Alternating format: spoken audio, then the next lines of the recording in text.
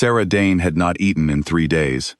She stood in the narrow alley behind the palace kitchen, her back pressed against the cold stone wall, her breath forming small clouds in the winter air. The city of Varenholm was quiet at this hour.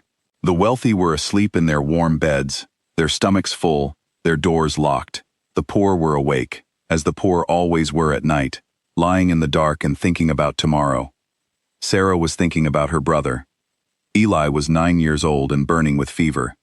He had been sick for 4 days now, curled under a thin blanket in the crumbling shelter 2 streets away, where they had been living since their landlord threw them out in autumn.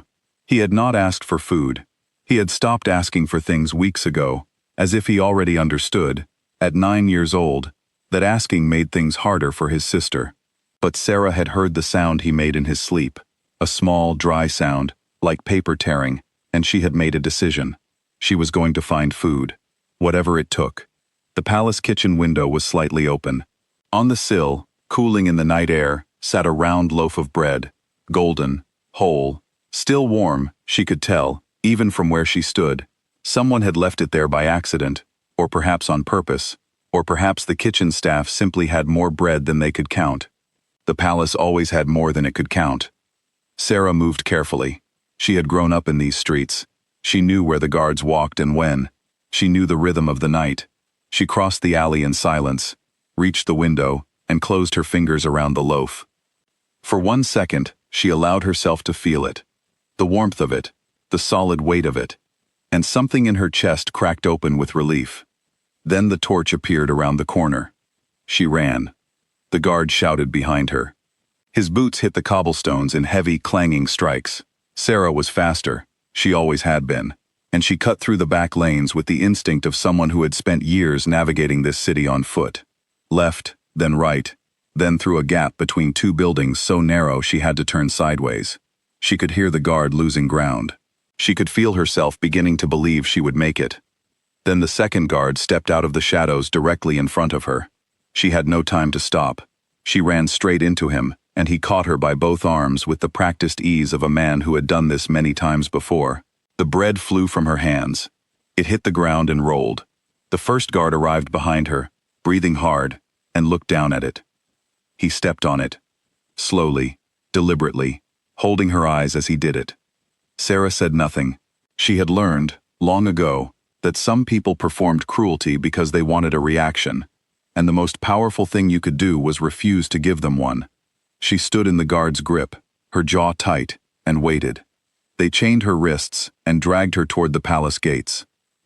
She had never been inside the palace. Most people in Varenholm had not. The entrance hall was enormous, ceilings so high the torchlight barely reached them, floors polished to a mirror shine, paintings on every wall showing kings and battles, and the glory of a history that had never included people like her. Sarah looked at it all with clear, steady eyes as they pulled her through it. She was not going to be impressed by stone and gold. She was too tired, and too hungry, and too worried about Eli. They brought her to a door. A guard knocked. A voice on the other side said, quietly but clearly, to bring her in. She had expected a small office, maybe a senior guard or a clerk with a ledger. She had not expected the throne room, and she had certainly not expected the king. Alpha King Aldrich Vane was standing beside his throne rather than sitting on it. He was tall, with dark eyes, and the kind of stillness that came not from calmness, but from enormous, practiced control. He was younger than she had imagined. She had always pictured the king as an old man, the way kings in stories tended to be, but he was perhaps 30, and he was looking at her with an expression she could not read. The room was almost empty. A few guards, a senior advisor who looked as though he had been woken from sleep and was unhappy about it. Captain Rowe, the head of the palace guard, standing near the door with the particular posture of a man choosing his words carefully before he spoke them. Aldrich studied her for a moment, then he said, in a voice that filled the room without effort, "Why did you steal from me?" Sarah met his eyes. "My brother is sick. He needed food. I had none. I took yours because yours was there." Someone in the room made a quiet sound of outrage. The advisor shifted uncomfortably. Aldrich did not react at all. "You understand," he said, "what the punishment is for stealing from the palace. I understand. And yet you say you would do it again." Yes. The silence that followed was the longest of Sarah's life. She did not look away from him. She was terrified. Her heart was slamming against her ribs, but she had learned that fear was something you felt privately, and this man would not see it on her face. Aldrich turned to his steward. Send bread, broth, and a physician to wherever this woman's brother is sheltering. Tonight. Now. He turned back to Sarah. You are not dismissed. Sit down. She sat. He sent the others out. The room became very quiet. He descended from the platform where the throne stood and sat on its lowest step, which somehow made him more unsettling, not less. A king who did not need the height of a throne to command a room. He began to ask her questions, not about the bread, about her life. Sarah answered him. She had nothing left to lose, and she was too tired for anything except the truth. She told him about her father, who had been a blacksmith and died of a lung sickness when she was 17, about her mother, who had disappeared 2 years later, swallowed first by grief and then by distance, and who had never come back, about the 3 jobs she had worked while raising Eli, and how she had lost all 3. 1 employer closed, 2 refused to pay women a fair wage, and eventually stopped paying her at all. She told him about the relief programs, about how she had gone to every office, filled in every form, waited in every line, about how each time she had been turned away, because she did not have a property deed, because she did not have a sponsor from the merchant class, because she did not have the right kind of documentation, or the right kind of name, or the right kind of face in the right kind of office. Aldrich listened to all of it without interrupting. His hands rested on his knees, perfectly still. When she finished, he was quiet for a moment. Then he said, almost to himself, "How many people know what you just told me?" "Everyone who lives it," Sarah said. "None of the people you talk to." He stood. He walked to the window and looked out at the city, his city, dark and sleeping, for a long moment. Then he said, without turning around, "Go and rest. You will be given a room tonight, not a cell." She did not know what to make of that. She went. The room they gave her was small and plain, but it was warm, and it had a real bed, and Sarah sat on the edge of it for a long time in the dark, turning the night over in her mind, looking for the trap. There was always a trap. That was the first lesson the city taught you. In the morning, Captain Rowe came to tell her that Eli's fever had broken. The physician had been with him through the night. Sarah pressed her hands flat against her thighs and breathed slowly until the feeling in her chest became manageable again. Then Rowe told her the king was requesting her presence in the council chamber. The council chamber was smaller than the throne room and felt more dangerous for it. The senior advisors were arranged around a long table, and they watched Sarah walk in with expressions ranging from cold disapproval to open hostility. She looked back at them without expression and took the empty chair that had been left for her at the far end of the table. Aldrich spoke first. He told the council that he had spent the night reviewing the Relief Administration records. He told them what he had found, which matched, with precise and damning accuracy, everything Sarah had described. He announced that the eligibility requirements would be overhauled. The gatekeeping practices would end. The clerks responsible for systematic denials would be investigated. Then he looked at Sarah. He told her that he was creating a new position, Counsel to the Crown on Civil Welfare. A formal role, with a seat at this table, a salary, housing for her and Eli, and the authority to audit the palace's relief programs and report directly to him. He was offering it to her. Lord Fenwick, the oldest and most powerful of the advisors, stood up. He was a large man with a red face and the manner of someone who had spent decades being agreed with. He said, loudly, that the idea was an insult to the institution, that a thief did not belong at the king's table, that sentiment was not policy, and mercy was not law. Aldrich looked at him with the quiet, level gaze of a man deciding something. "She belongs here," he said, "more than anyone who has never gone hungry." Fenwick sat down, not because he agreed, but because the tone in Aldrich's voice made it clear that the conversation was over. Sarah looked at the empty chair beside her. She looked at the table full of men who despised her. She thought about Eli, safe and warm somewhere in this building, his fever gone. She sat forward in the chair and said, "Tell me what you need me to do." The weeks that followed were the hardest of her life, in a different way than before. Before, The difficulty had been physical: hunger, cold, exhaustion. Now the difficulty was invisible and everywhere. Documents she requested went missing. The clerks assigned to help her gave her wrong information, then looked sorry about it in ways that were not convincing. At a formal dinner, someone had arranged the seating so that she was as far from the king as the table allowed. She ignored all of it. She had not come this far by being stopped by people who moved chairs. She went into the city every day, not in the new clothes that had been provided for her, but in her old ones. She knew that the streets opened differently to someone who looked like they belonged to them. She talked to people. She listened. She mapped the failures of the welfare system the way a careful person maps dangerous ground.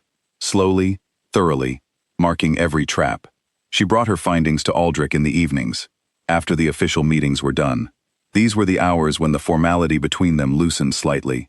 He listened to her the way very few people had ever listened to her, with his full attention, asking precise questions, taking her seriously in a way that she still found, quietly, remarkable.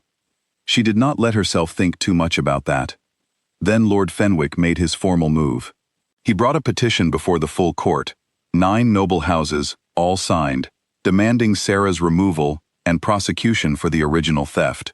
He argued, with careful legal language, that Aldrich's appointment of her had been an act of personal feeling that bypassed due process.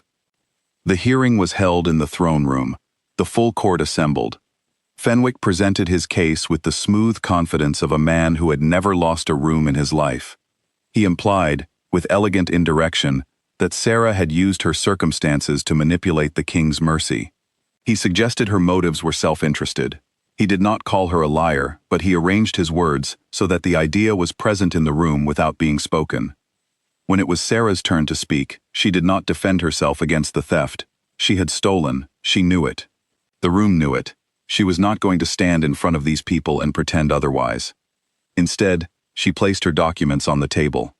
6 weeks of work, the names of clerks who had accepted money in exchange for approving or denying applications. Ledgers showing welfare funds that had been redirected, quietly, in small amounts, over many years, into accounts connected to several noble houses. The recorded testimonies of 43 citizens who had been turned away from programs they legally qualified for, in detail, with dates and names, and the specific reasons given for their rejection. And at the end, a list. 12 names. People who had been denied aid and had not survived the winter. The room was silent. Aldrich looked at the documents.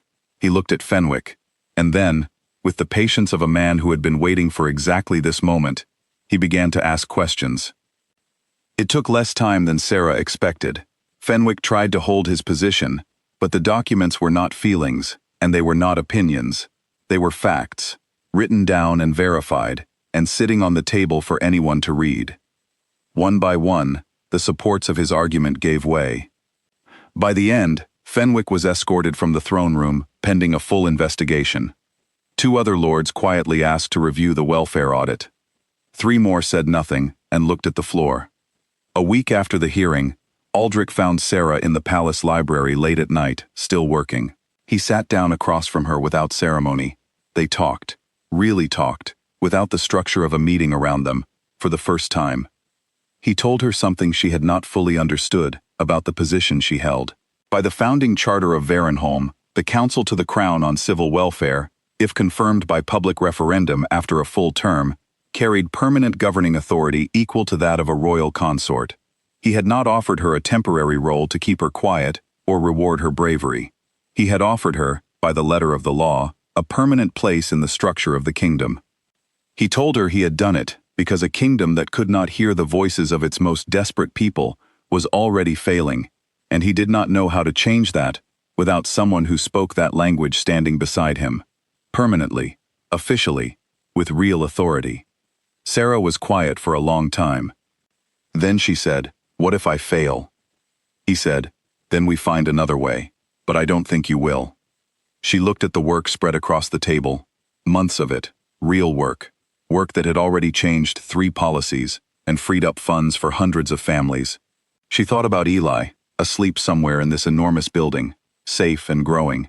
She thought about the 12 names at the bottom of her document, the ones she had not been in time for. She thought about the bread, the warmth of it in her hands, the guard who had crushed it with his boot. "All right," she said.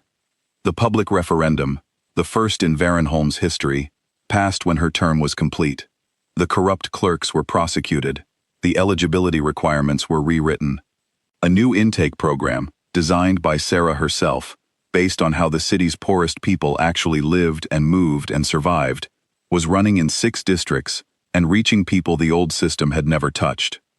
Eli grew up healthy. He studied medicine. Lord Fenwick was found guilty of misusing public funds and stripped of everything he had spent his life protecting. Sarah took her permanent seat at the governing council on a cold morning in early spring, the same season she had once stood in a dark alley with an empty stomach and her hands around a loaf of bread. She had not changed. The city around her had. That was the point. That had always been the point.